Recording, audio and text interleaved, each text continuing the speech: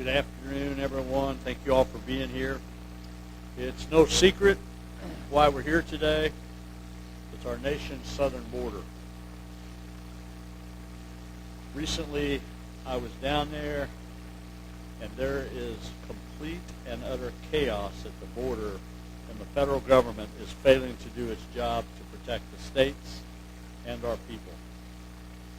About 2 weeks ago, I joined Texas Governor Greg Abbott, along with 13 other governors, to learn how Missouri could support Operation Lone Star and see firsthand the crisis at the border. And I want to remind all of you that while not all 26 states were present that day that could visit the border at that time, 26 of our nation's governors have banded together to say enough is enough, and that we need to secure our border now. That's over half of the governors in this country. I don't know that this has ever happened before, and it's testament to the chaos we are seeing at the border and the dire situation we are being forced to face at home because of the Biden administration's failures.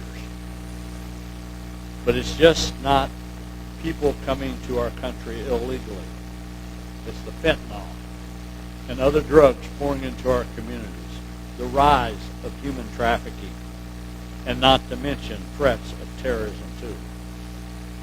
Some 170 individuals on the terror watch list have been apprehended at the border, and that's just the ones we know of that got caught. Adding to the concern is the nearly 2 million people who have entered the country illegally and gotten away that no one has records of. Additionally, when we were in Texas, we learned that Operation Lone Star alone has seized over 460 million lethal doses of fentanyl, enough to kill every American citizen and have plenty left over. While Operation Lone Star has been successful, we know more is needed to be done, and we can't stop now. In Missouri, we have five interstates with direct links to the southern border. We've seen child fentanyl exposure deaths surge, with 63 Missouri children dying in 2022 alone. Fentanyl overdoses have increased by nearly 135% in Missouri since 2017, with 75% of that increase occurring since just the start of 2020.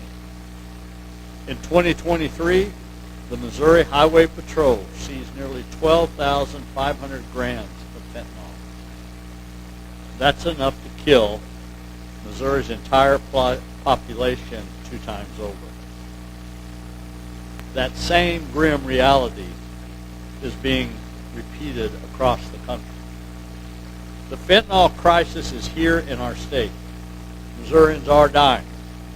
Families are being ripped apart. Communities are being destroyed. And children, Missouri children, are falling victim. And it all stems from the Biden administration's reckless, irresponsible, and failing open border policy.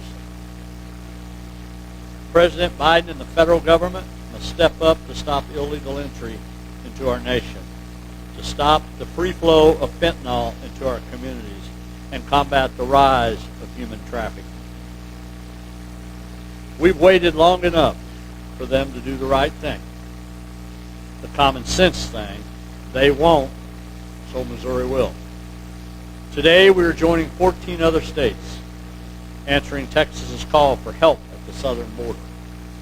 We are signing Executive Order 2403 to enable the state of Missouri's support in helping secure our nation's fight this crisis at the border. Under our plan, we will activate approximately 200 Missouri National Guard members and up to 22 Missouri Highway Patrol troopers in support of Operation Lone Star in Texas.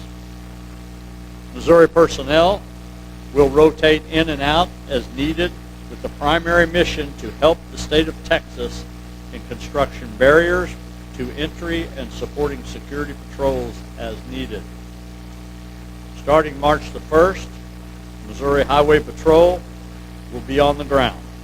The initial deployment will consist of 11 officers. And I want to add, all these officers volunteered to go down and help.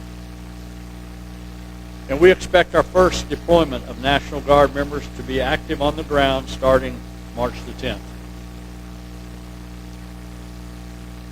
This has all been conducted in close coordination with the state of Texas, ensuring we are meeting their request for help when and where they need it.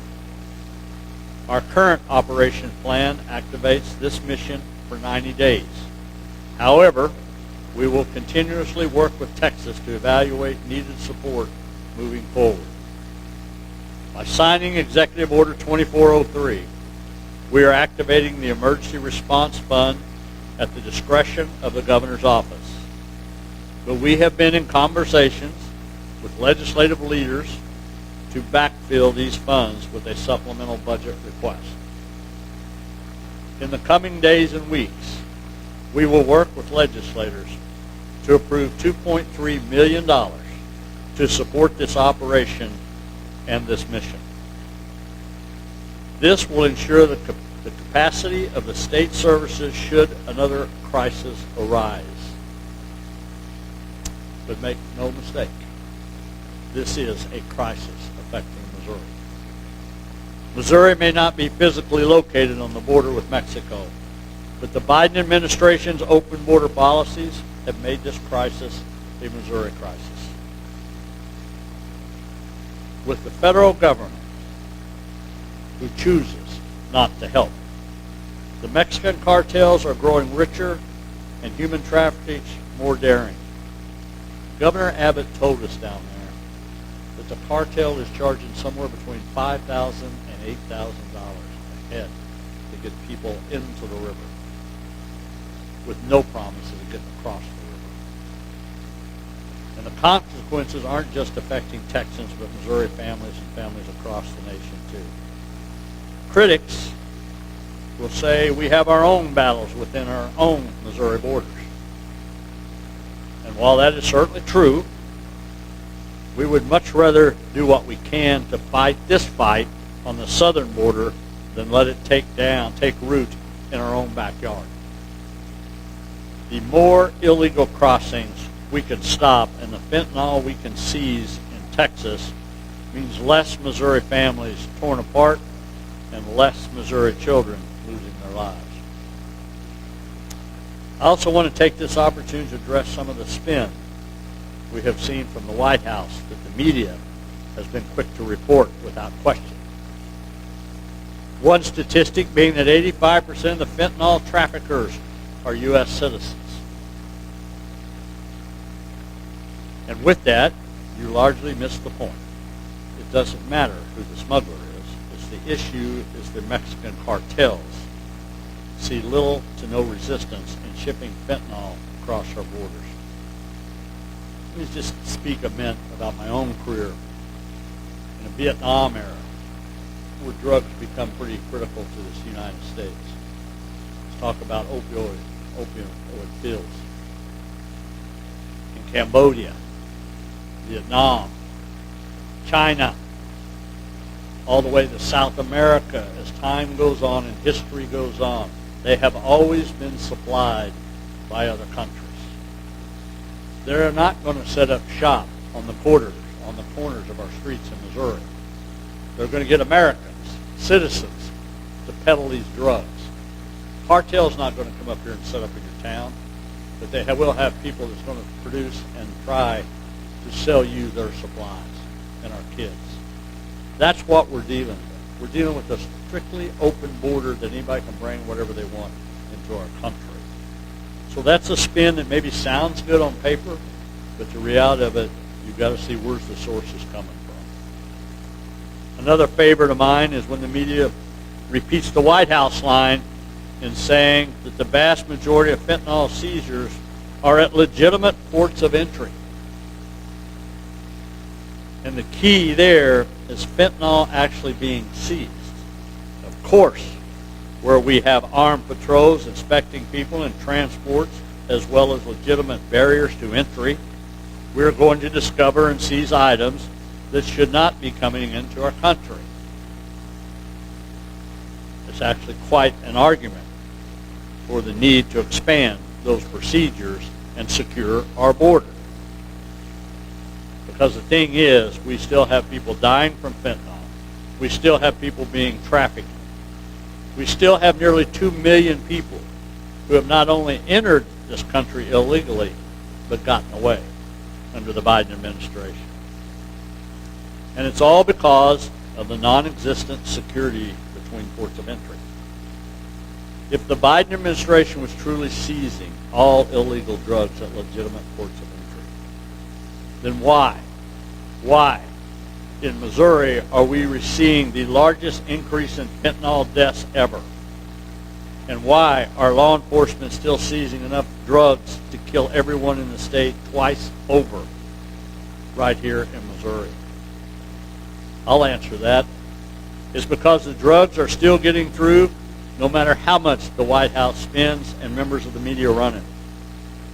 That's why we in Missouri will act. A strong southern border means a stronger state of Missouri. States can and must protect themselves against the federal government when the federal government refuses to do so. Governor Adams and the state of Texas are standing in the gap, and Missouri will be there to support them in that fight. With that, I'll be glad to take some questions. I think what we're going to try to do is, if you want to ask questions on the border, let's stick with that. I know some of you will have questions beside the border, and I'll stay afterwards to answer those questions. But right now, let me take, if you have questions on the border for me, let's do that, and then I'll direct questions to the colonel and the general and the director also to answer questions. So if you have questions specific for me, I'll be glad to answer them on the border at this time. Do you have any links, I guess, to the fentanyl deaths in Missouri to illegal immigrants? I guess, is there any proof that it can What's the question again, please?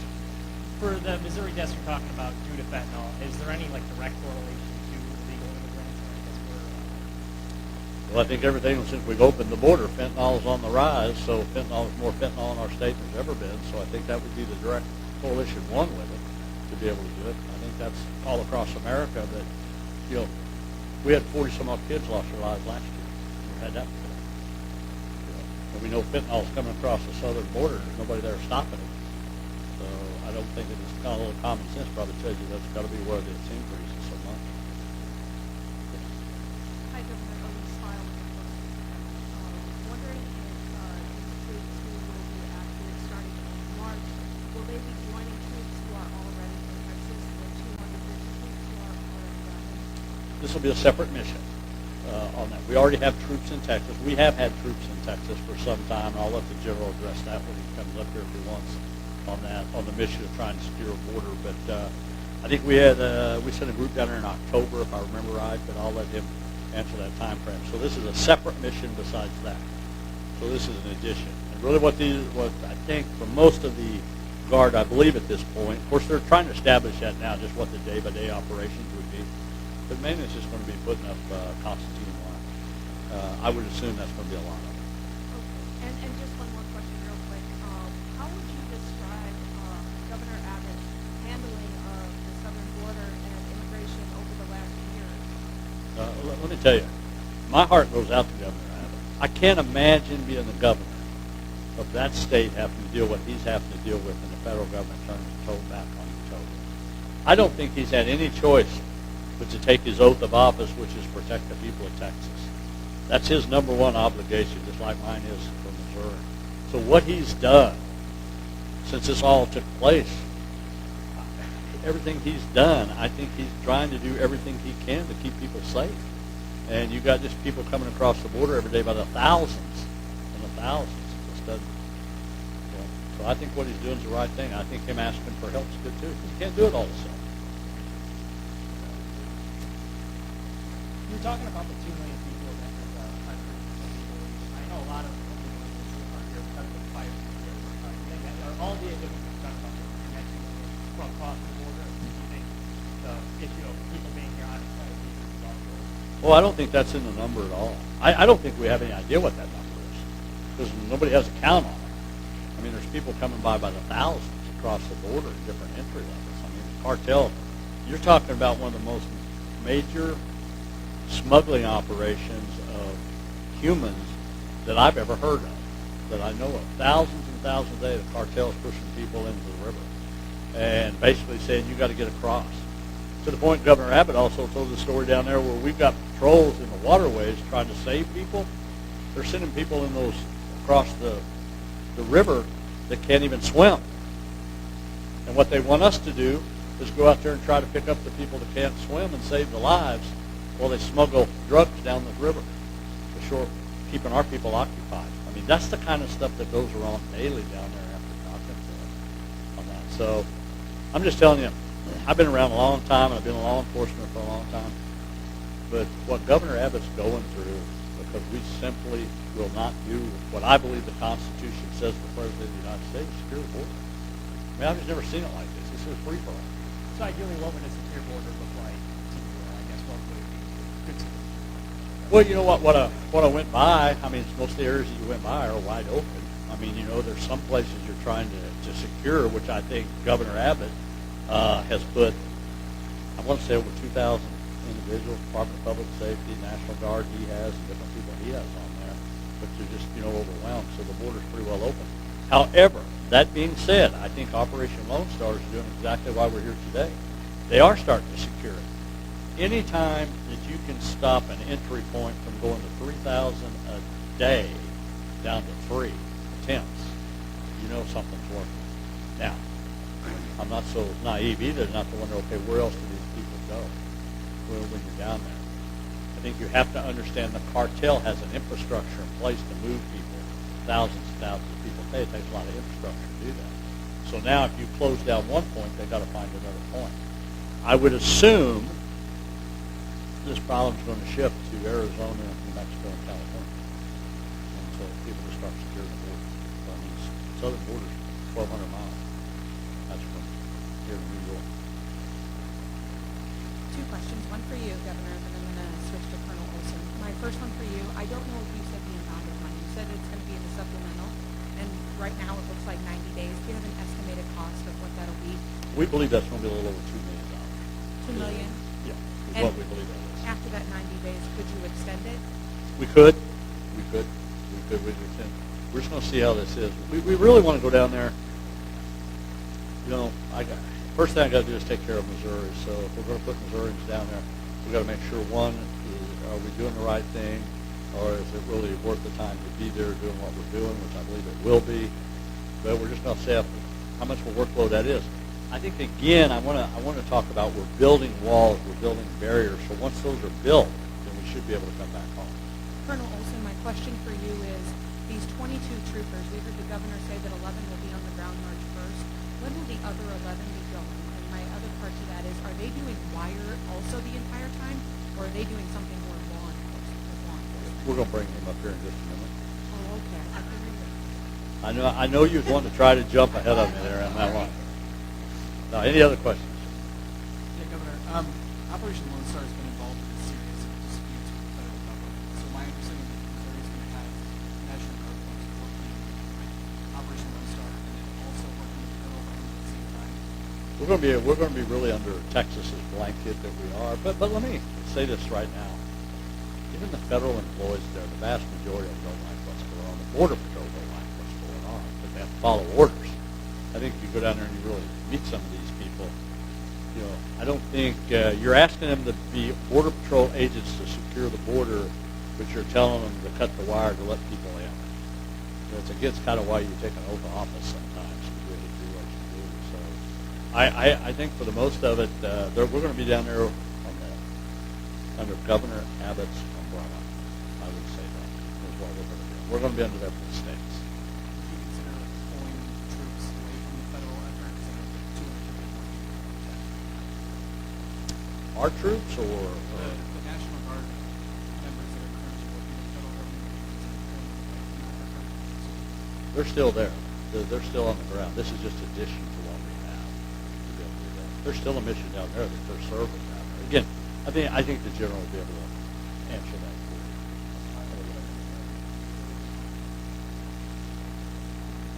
Hi, Governor. You mentioned how the Biden administration and the federal government in general has been sort of fumbling the issue of immigration.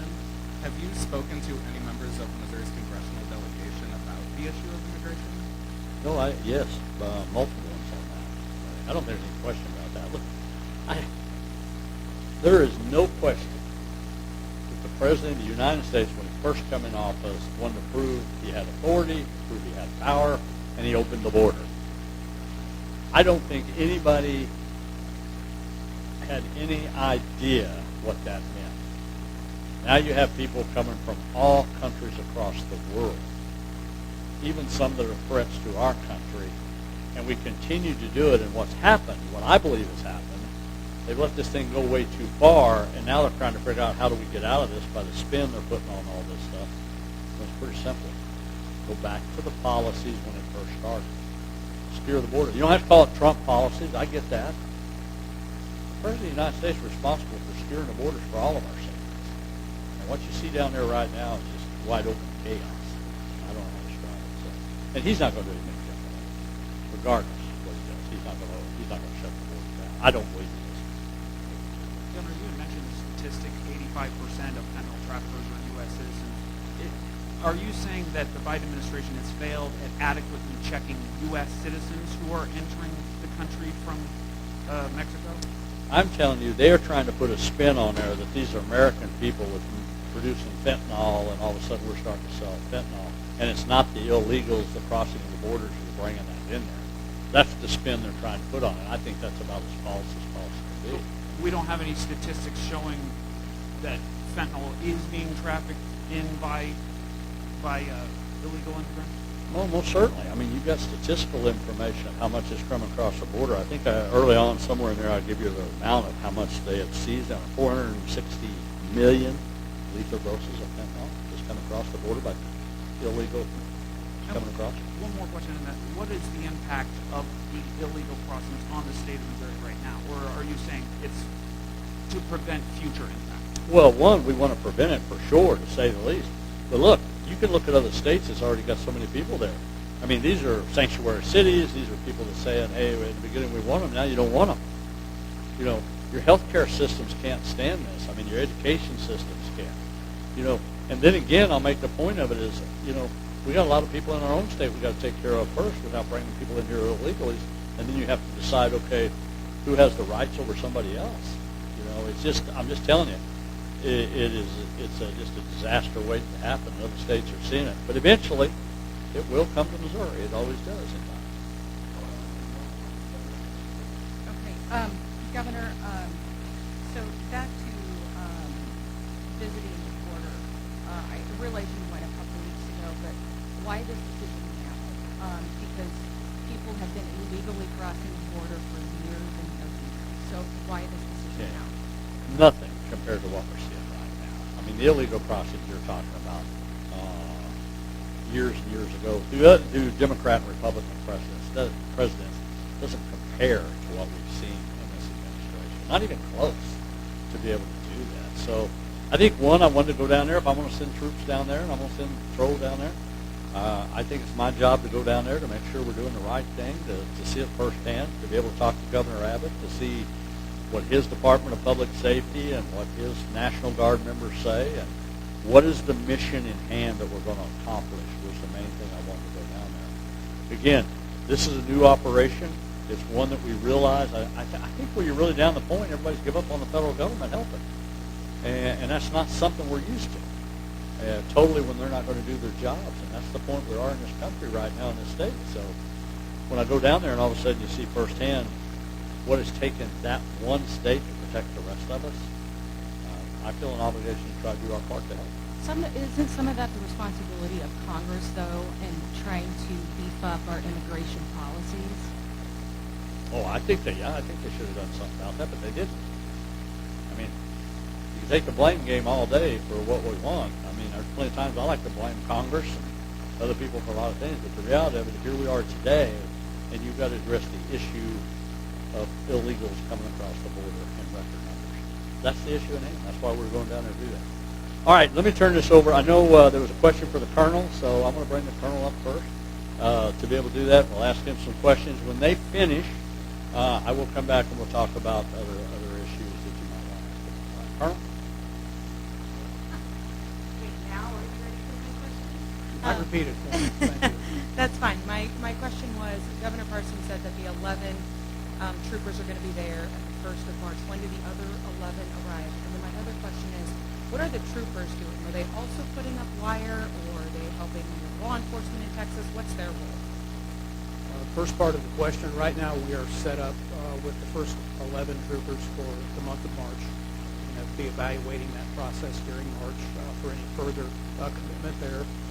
And right now our obligation, we are still refining our operational details with the Texas Department of Public Safety, but the plan right now is for us to be partnered with the Texas trooper, riding with them in their vehicles near the border and answering calls. Hi. Wondering where exactly this new group of National Guard members will be in Texas. I will let General Compton answer all questions about the Guard, and I'll be glad to help you with anything to do with the Missouri State Highway Patrol. That is, where are these troopers coming from? Are they all coming from the same district? Where in the state are we seeing them come from? Various districts, troops as we call them around the state. We've heard the troop commanders and gathered our list of volunteers that way.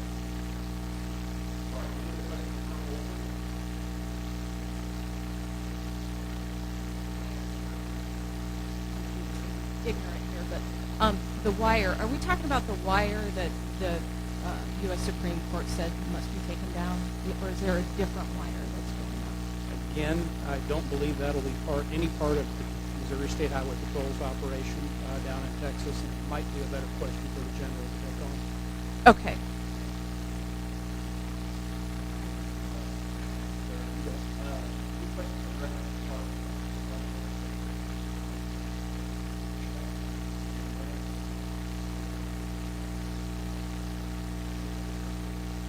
Are you able to answer my question? Yeah. So thanks for the question. And I know through the coordination that we've done with the Texas National Guard that our troops will be supporting barrier emplacement. Exactly what type of barrier, that they'll decide that on the ground. Thank you. Thank you.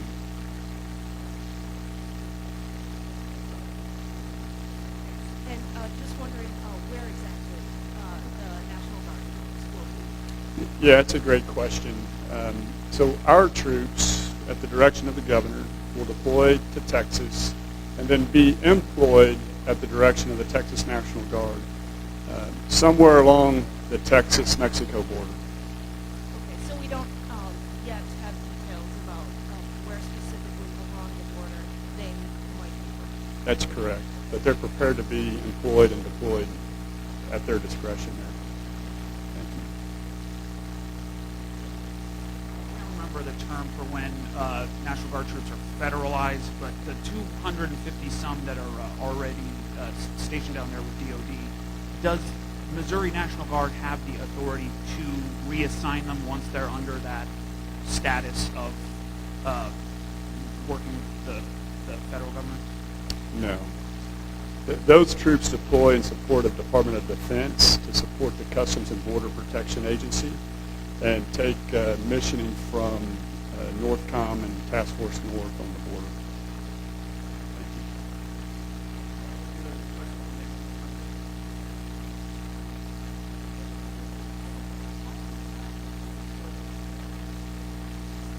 Yeah, it's a great question, and we're very fortunate that you have a strong Missouri National Guard. So we take a look holistically at what we have going on across the world and other operations that we're supporting, and then make a very smart decision on which units are up next to deploy.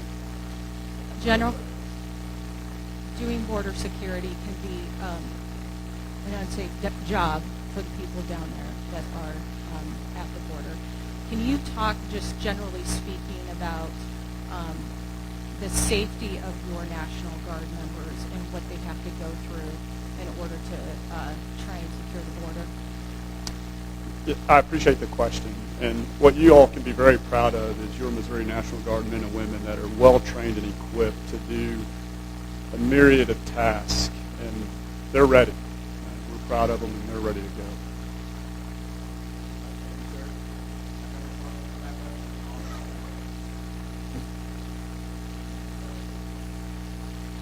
Quick question about Blair's Law, which passed the House recently. If it came to your desk in a standalone bill, would you sign it? Ooh, which one? Blair's Law, which bans celebratory gunfire. I will be hesitant to say that. I like it. But the point of it is it just depends how it comes up with my desk. You know, and it depends what all's with it. You know, if it's a standalone bill is one thing, but the chances of something like that making it to my desk standalone, I doubt. So we'll just see what happens. If it was standalone? We'll see. We'll see. There's a lot of ifs to this thing, but it needs to come there first. I don't know what that looks like. You know, the one thing people ask that, and I get you guys asking me, are you guys going to sign something? Do you like it? The reality of it is I just can't answer that until I actually see what all's in it, what changes are made, what amendments are put into it to be able to do that. Even if I like something, doesn't necessarily mean it might pass at the end of that. Really quickly, going back to the border, for the patrol troops that are getting sent down, or the highway patrol that are getting sent down there, is that going to cost anything extra for the state? And is there anything in place to, I guess, make up for No, I don't believe so. I mean, you know, colonel, general, director, we've all been through journeys like this since I've been governor. We know what we got that we can send down there comfortably to make sure we still maintain all the duties back home. And we'll be able to maintain all those services. So nobody's going to get shortchanged on anything. And whatever additional support we have, we'll maintain it. Just going to keep that work a little harder over there. Yeah, Governor Parson. Jackson County prosecutor is charged to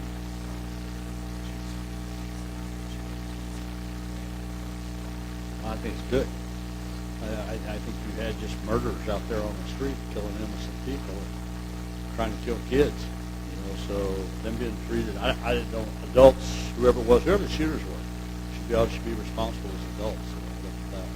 You know, that's a violent crime to do what they did, and they ought to be held responsible for it. I don't care whether juveniles or adults.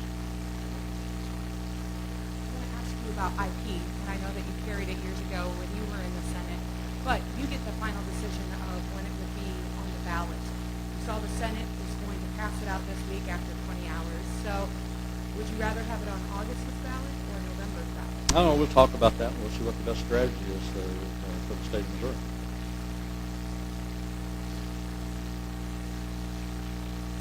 House Republicans yesterday said that gun laws wouldn't have changed what happened in Kansas City last week, and of course, House Republicans said that gun laws would not have changed what happened last week at the parade, and of course, Democrats said that urgently need different gun laws because they do impact situations like what happened at the parade. Could you respond? Well, I don't think this is nothing too new of a conversation for any of us when it comes about the gun laws. I mean, the same problem we're talking about today was a problem we was talking about a year or 2 years ago. And if you really look, if people will just look at the statistics of what really happens or what creates these problems, that's where we're missing the point. I will do this again. Chicago, New York, Washington, D.C., Seattle, El Paso, Dallas, Milwaukee have the strictest gun laws in the nation. California, and they have the highest homicide rates and the most violent criminals in the United States of America. That is just a fact. And they do have the gun laws. I will tell you what I believe. I believe it's much more than a gun or a weapon.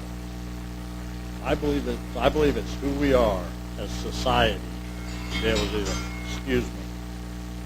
I was supposed to turn that off before this happened. It took me 5.5 years to get to that point. So the point is I would make on this. Look, I know everybody wants to make it the weapon issue, the gun issue, but it's what's creating a shooting in Crown Center in Kansas City just 2 weeks ago. What are making people feel like they can go out there and just kill people? it's against the law to do that. But I think that's the deeper reason why we ought to be trying to figure out what's causing it. Is it causing because of an early age? Is it because of the environment you live in? Why is it? Is it because we let people get away with too much crime before they're ever charged with major crime and you keep producing that? I mean, it's a combination of all the above. I truly believe. I get the gun argument. I get that. I get that. Every time it comes up, we talk about that. But do I think it would have changed anything? Because, look, I've been in law enforcement 22 years of my life. Criminals are not going to abide by the law. They never have. You can go back biblically if you want to, the beginning of time. Criminals never going to abide by the law. So whatever law you want to put out there, they're still going to violate it. So I'm not for sure how you make laws for criminals. You do. And they violate the law every time. Again, it's like I said, you just see incident after incident, and sometimes we're letting people do things now that we never used to let do in society. And we're kind of saying, okay, let's accept that. I don't know if that's a good plan long term or not. It doesn't seem to be. My question has to do with Missouri's workforce. So tomorrow, the Senate is proposing a bill related to public universities and colleges being able to offer PhD programs. Because right now, Mizzou is the only institution that can offer PhD programs. Do you think if other schools are able to offer these degrees, it would help Missouri's workforce? I have no idea. Okay. What I would tell you is this. I would be supportive if we do anything to help the workforce, but how that's all designed, there's committees and boards to make those decisions of which universities get to do what on that. And I don't mean to be off the cuff at you, but I mean, I think there's a long line of decisions. I mean, you have different universities that have different degrees and different things like that. And they're all set up to do that. They don't all allow the others to do the same. So I think on that. All right. Thanks, everyone.